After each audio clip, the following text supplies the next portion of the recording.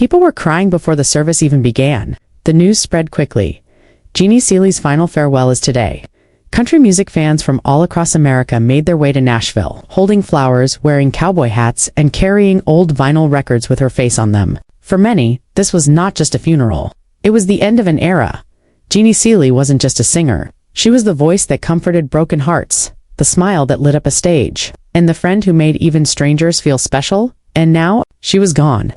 The crowd outside the church was so large that people had to stand on the streets. Some held signs with her famous song titles, others wiped their eyes quietly. Remembering the first time they heard her sing, there was an emptiness in the air, as if Nashville had lost part of its soul. Jeannie Seely's life story was unlike any other. Born in Titusville, Pennsylvania in 1940, she grew up dreaming of music at a time when women in country music were rarely given a fair chance. She worked as a secretary, drove across states for small gigs, and faced rejection after rejection. Yet she never stopped. She once said, if someone closes a door on you, find a window. If that's locked, break it open. Your dream is worth it. That determination inspired many young singers, especially women, who saw her fight for a place in a male-dominated industry. Dolly Parton once remarked, "Jeannie didn't just open doors for us, she kicked them down." In 1966, Jeannie's song Don't Touch Me won her a Grammy. At that time, it was rare for a female country singer to win such an honor. But her voice was so unique, soft, yet powerful that it could not be ignored. She became a regular at the Grand Ole Opry, eventually becoming one of its longest-serving members. Like Loretta Lynn and Patsy Cline, Jeannie used her music to speak for women, singing about heartbreak, independence, and the kind of love that wasn't always perfect. Her songs didn't just entertain, they understood people at the farewell service. Fans and friends told stories about how her music helped them through the hardest moments of their lives. One woman shared, "I lost my husband in a car accident. For weeks I couldn't get out of bed, but Jeannie's song kept me going. She made me feel less alone." Many compared her emotional impact to Johnny Cash, whose songs reached deep into the struggles of the human heart, but Jeannie's touch was gentler, more personal, like a close friend sitting beside you, holding your hand through the pain. Jeannie wasn't only loved for her music, she was known for her humor and warmth on stage. If a microphone stopped working, she would make a joke that had the crowd laughing in seconds. Vince Gill recalled, "One time, Jeannie told me, if you can't remember the lyrics, just sing louder and look confident. Nobody will notice." That's Jeannie making you laugh when you need it most. She had a gift for making people feel at ease, whether they were friends, fans, or fellow musicians. Even in her later years, Jeannie never slowed down. She continued performing on the Opry stage well into her 80s, wearing glittering dresses that sparkled under the lights. Unlike many artists who fade quietly into retirement, she stayed active, much like Willie Nelson, who still tours in his 90s. She once said, "The stage is where I belong. I'll stop when my voice does." Those who saw her perform in her final years could see that her voice and her spirit were still strong. In her last weeks, Jeannie was surrounded by loved ones. She knew her time was near but faced it with grace and humor. A close friend recalled her saying, "Don't cry when I'm gone. Just play my music loud enough so I can hear it from heaven." That was Jeannie, never letting sadness overshadow the joy of music. Inside the church, on the day of her farewell, the pews were filled. The stage was decorated with white roses and a single microphone, a symbol of her voice that will never be replaced.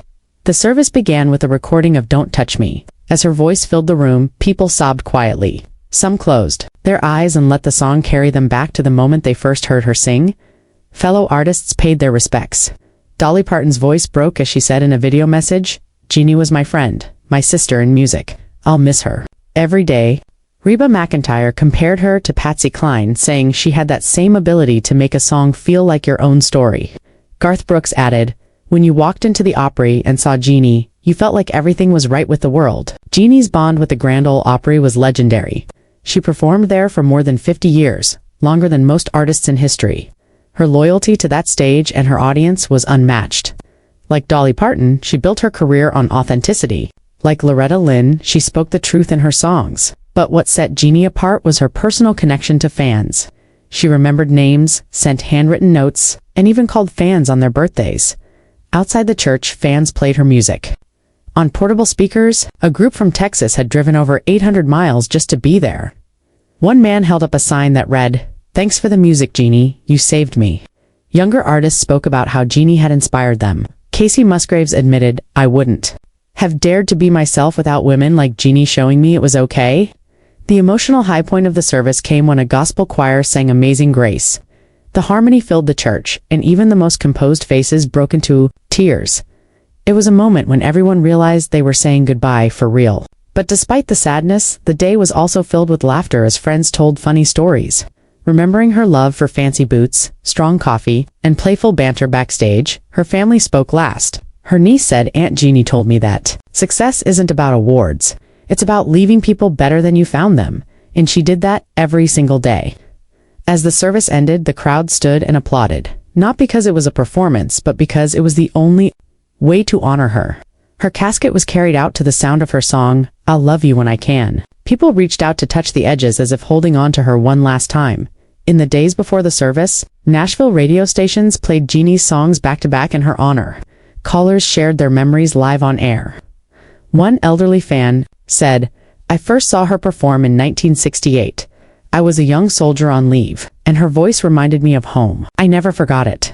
These broadcasts became a chain of shared remembrance, binding strangers together through her music. Several younger country stars attended quietly, choosing to blend into the crowd rather than draw attention. They said they were there not as celebrities, but as fans who had grown up listening to her voice in their parents' cars. One rising singer admitted, "If you look at my first song, you'll hear her influence. I tried to write with the honesty she had." The pastor leading the service spoke of her generosity beyond the spotlight. Many didn't know that Jeannie had paid for struggling musicians' rent, or bought instruments for children who couldn't afford them. She believed music should never be locked away from those who needed it most, he said. These stories revealed a side of her that never made headlines. Behind the scenes, Jeannie was known for calming stage nerves. Fellow Opry performer Connie Smith shared, "When I was nervous before a show, Jeannie would slip me a peppermint and say, 'If your mouth is sweet, your voice will be sweet too.' It was silly, but it worked." The crowd laughed softly at the image, imagining Jeannie's warm mischief. The floral arrangements at the service carried deep meaning. One bouquet was shaped like a golden microphone sent by a group of longtime session musicians. Another arrangement was made entirely of yellow roses, her favorite flower, chosen because they symbolized friendship and joy, two things she gave freely. Music historians in attendance noted her unique place in country history, while artists like Dolly Parton and Reba McEntire reached global fame. Jeannie's career was defined by longevity and loyalty. She didn't chase trends. She stayed true to the sound that first brought her to the Opry stage. In an industry that often forgets its veterans, her ability to remain relevant for over 5 decades was a rare achievement. There was also a video montage played during the service, featuring clips of her on talk shows, behind the scenes at the Opry, and singing alongside legends. The final clip showed her smiling at the camera and saying, "No matter what happens, I hope you leave my show feeling better than when you came in." That line drew audible sniffles from the audience. After the formal service, a small gathering was held backstage at the Grand Ole Opry. Friends and family shared coffee, told stories, and even sang some of her favorite songs together. One performer said, "It felt like she was still with us, sitting in the circle laughing." This intimate moment wasn't broadcast. It was just for those who had truly known her. In comparing her farewell to other country legends, some fans noted the difference. When George Jones passed, the service was grand and heavily publicized. Jeannie's was deeply personal, focusing on the relationships she built. This contrast reminded many that fame is measured differently. Sometimes the most lasting legacy is the quietest one. Jeannie Seely's legacy will live on like the greats, Johnny Cash, Patsy Cline, Loretta Lynn, but her connection to her audience was something rare. She may not have been the most famous name in the world, but to her fans, she was family. In country music, fame can fade, but love like that doesn't disappear. Her farewell was not just a goodbye. It was a reminder of how one person's kindness, courage, and music can change lives. We may never hear her sing live again, but her voice will still speak to us every time her songs play. The question now is, how will we remember her? Will we simply listen to her music? Or will we also live with the same warmth and generosity she gave to the world? Because maybe the best way to honor Jeannie Seely isn't by mourning her loss, but by carrying her spirit forward.